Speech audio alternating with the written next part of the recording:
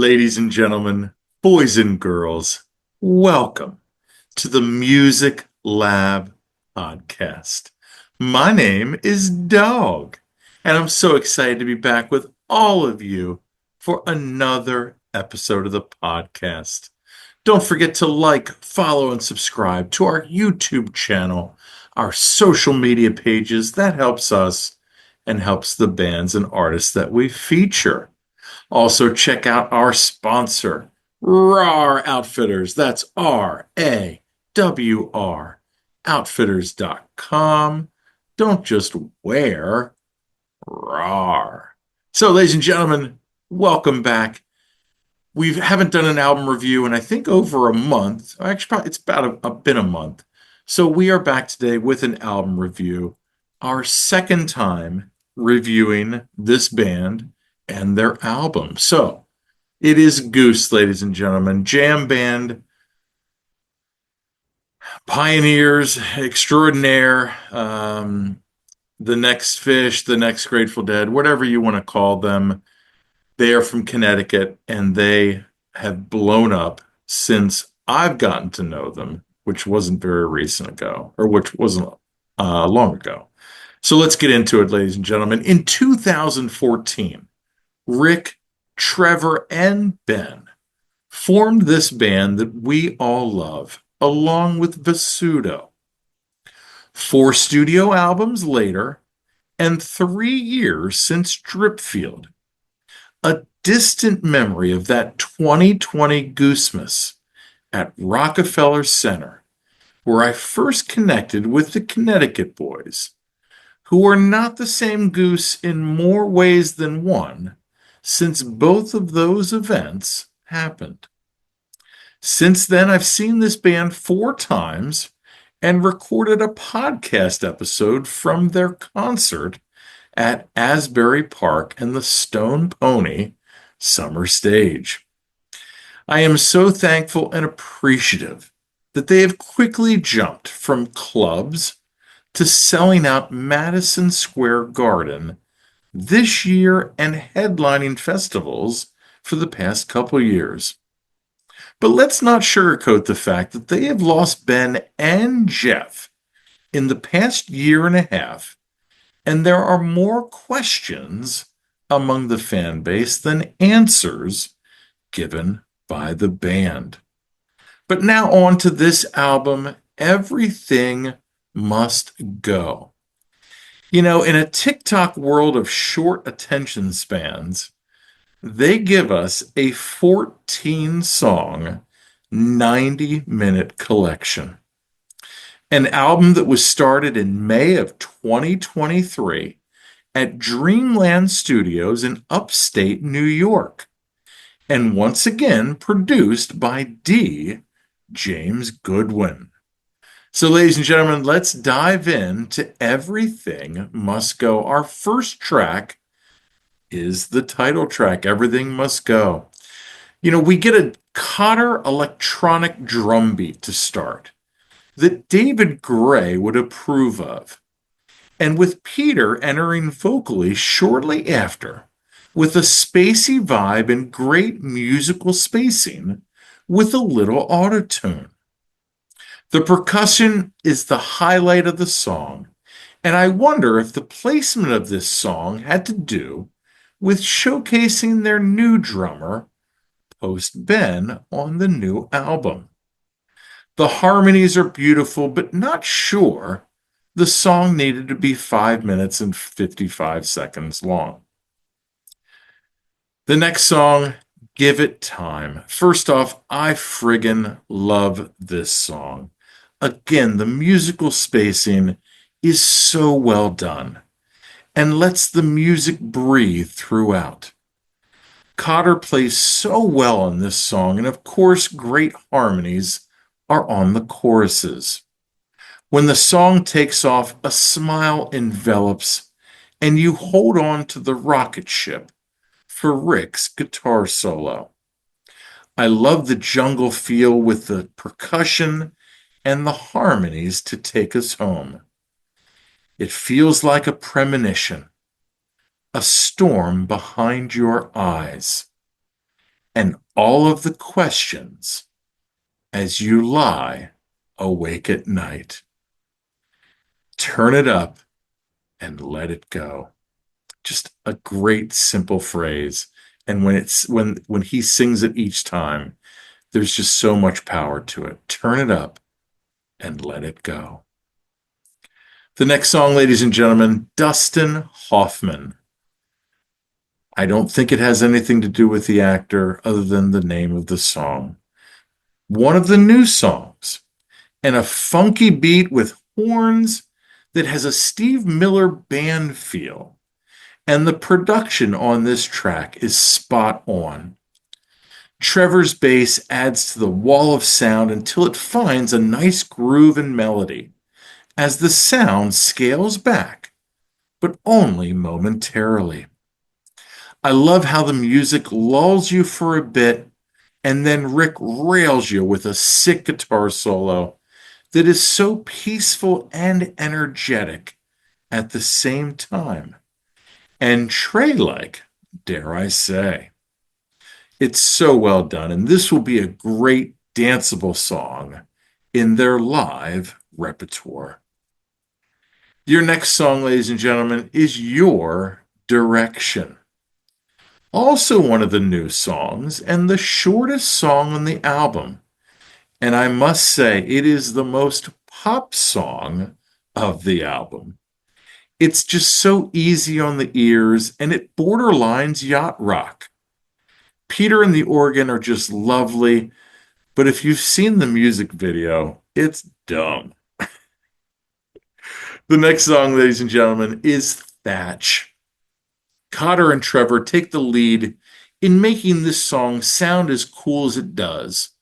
But this song has never been a favorite of mine. It's kind of funky at times, and the lyrics don't have much direction or sense. And for some reason, when he sings Milo Believe, it sounds like Monopoly to me. But how they end the song is really well done. The next song, ladies and gentlemen, Lead Up. I love the oohs at the beginning and the vibe this song immediately imparts to your ears. When it revs up, the band really shines musically with some atmospherics, and this is definitely a headphone song. The bridge is led by Rick's guitar solo, and Cotter provides the foundation until the song reverts back to the verse as the wall of sound envelops, and the song ends how it begins. The next song, ladies and gentlemen, is Animal. And of course, there is appropriate jungle noises with a flute that introduces the song with kind of a jivey beat and a 1:48-second musical intro before Rick croons us. I think Genesis and Peter Gabriel would approve of this song. And we hear the horns once again on a 7-minute and 47-second song that could have ended at the 5-minute mark. The next song, ladies and gentlemen, Redbird. And you know, I imagine the version of this song might be the most divisive of this group of songs on the album. And this song has been played multiple times live before being released, and I can hear why. The percussion and drum changes, and Peter's vocals being negatives. But I'm glad they chose to have a choir or group to help with vocals, because this song is big and anthemic. The vocal rounds that Peter and Rick do to end the song is just audio candy, and it's oh so sweet. My favorite lyrics, if it's only time, I'll give her some of mine. It'll take more than a phone call to get her feeling fine. The next song, ladies and gentlemen, Atlas Dogs. And I'm Dogg, so of course I love this song. Atlas Dogg's Jungle Vibes again for this intro, where Trevor shines and Peter's vocals are sounding so well. The bridge in this song is my favorite of all the songs on this album. And this song is always a favorite when played live, and the studio version does not disappoint. And it seems the perfect length of time. My favorite lyrics: I want to be out there running. I want to feel the night as I shed my skin. I want to hear that voice calling. Take me back to the wild again. It's so good. Speaking of so good, the next song, California Magic, one of my favorite songs that they've done live that I've seen. You know, New Orleans meets California on this slow burner that oozes sexiness musically. I love this song and I love this studio version with the horns and the musical spacing. The production is fantastic once again, too, and I like how they spice up the ending. Long-time listener, first-time caller. Is that what it feels like to be kneeling at the altar? It's a great line. Our next song, ladies and gentlemen, Feel It Now. And we've got 4 songs left. Feel It Now. You know, there's a real cool intro with this song, and it has a Miami Vice vibe as Cotter sets the pace and the rhythm. And the production is top-notch as another headphone song gets you grooving. As Peter takes over the vocals, we get horns again and a bridge that Arcade Fire would appreciate. The layering of sound and danceability is infectious, as this could be a Jam of the Year candidate as a wall of vocals and ahs journeys you to the finish.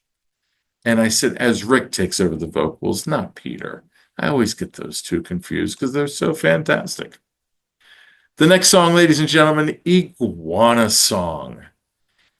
The last of the new songs. Well, actually, no, that's not true. One of the last of the new songs. It's a new song with a Jack Johnson groove and vocals by both Rick and Peter, harmonizing to begin.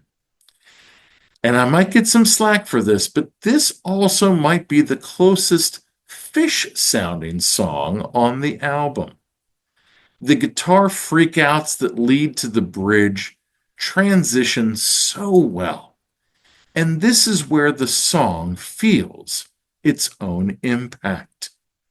The drumming is frenetic with some atmospherics thrown in to create a cool space, but another song that could have been shaved by 2 minutes. The next song, Silver Rising. It's ironic to me, ladies and gentlemen, for a song that has only been played twice over 10 minutes live. This is the longest song on the album, and the song that has been played live the most of all of these songs. But with that being said, this is still one of my favorites of theirs, and my favorite lyrics, all that I am fades away. The rage in my heart flows out through my veins. I'm losing my mind, but all I can do is empty my lungs to the sky, 'cause I know that I'll always belong to the moon. So good. And then our last song, ladies and gentlemen, of 14 songs and 90 minutes long. It's called appropriately How It Ends. And it's a song that has only been played once live, and that was at the Capitol Theater run in 2024. The Allman Brothers would appreciate the riff and melody as this song floats along with a warmth and a definite Rick highlight. A song really that has grown on me with each listen, but not sure I would have ended the album with this song despite the title. So there you have it, ladies and gentlemen. Like I said, 14 songs, 90 minutes. The album is called Everything Must Go. My favorite tracks, and to only list three when there's 14. So I'm listing three and then 3A. So we've got Give It Time, Silver Rising, Atlas Dogs, and California Magic. So they've got Viva El Gonzo next weekend from the 8th of May to the 10th in Mexico, and a full summer and fall tour dates for all of you to see, and hopefully they are coming close to a town near you. Ladies and gentlemen, there you have it. Goose's Everything Must Go.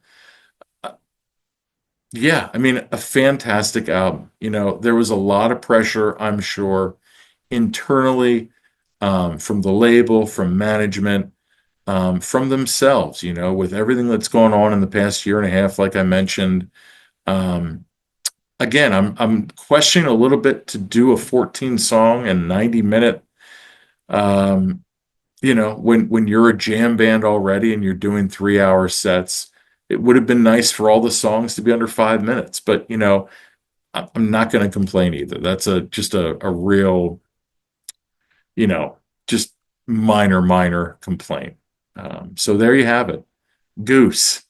Go see them this summer, this fall. If you're going to Mexico, have fun.